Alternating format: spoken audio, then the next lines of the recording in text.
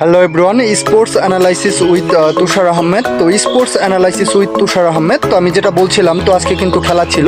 আজকে কিন্তু খেলা Rangpur Riders versus Chittagong Kings. তো এই খেলাটাতে যা আমি বুঝতে পারছি, তো তারা কিন্তু শেষমেশ রংপুর রাইডার্স কিন্তু হেরেছে, মানে রানে ওরকম ছিল না, 46 রানের মতো ছিল। তো 147 রানে 47 রানে যখন টার্গেটে খেলবে, তো অপোনেন্ট দল কিন্তু তখন মেরে খেলবে। তো আমি যেটা বলছিলাম, এই রানটা জন্য চিটাগং কিংয়ের জন্য ছিল না, মানে চেস করার মতো রানই ছিল।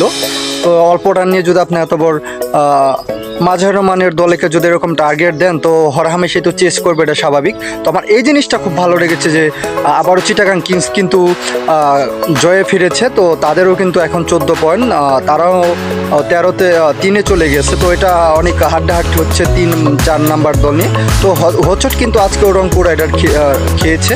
তো রংপুর রাইডার্স কিন্তু আজকেও হেরেছে।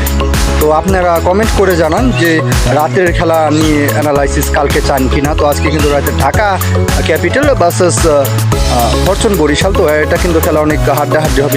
লিটন কুমার দাস, তানজিদ তামিম, তারা কিন্তু ভালো ফর্মে আছে।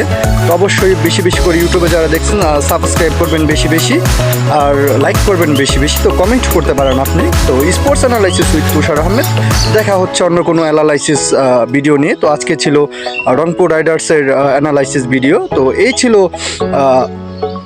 Sports show. তো কালকে দেখা হবে। তো আস্তানা বিস্তা।